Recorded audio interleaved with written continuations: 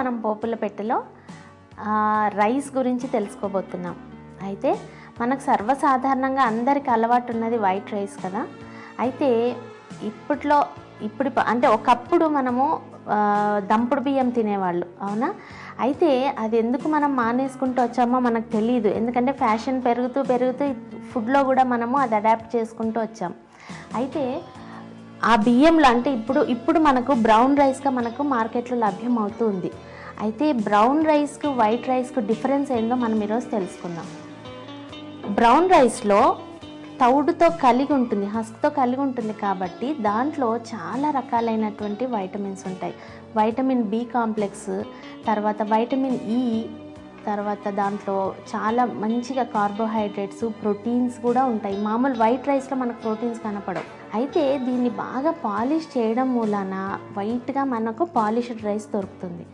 ఈ పాలిష్డ్ రైస్లో ఏమవుతుందంటే ఇలాంటి వైటమిన్స్ మొత్తం కూడాను వాష్ అవుట్ అయిపోతాయి.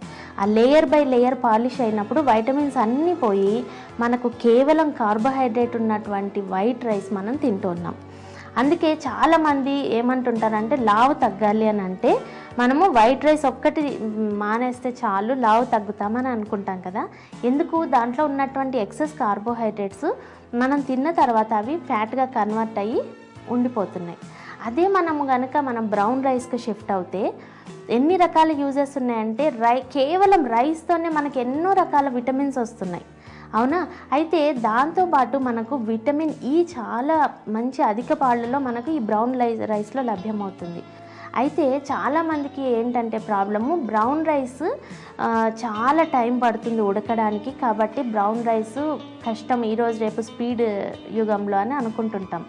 అయితే బ్రౌన్ రైస్ని కూడా మనము కాసేపు కనుక నానబెట్టి తర్వాత కనుక మనం కుక్ చేస్తే సేమ్ మనకు వైట్ రైస్ అయిన టైంలోనే ఇది కూడా కుకింగ్ అవుతుంది.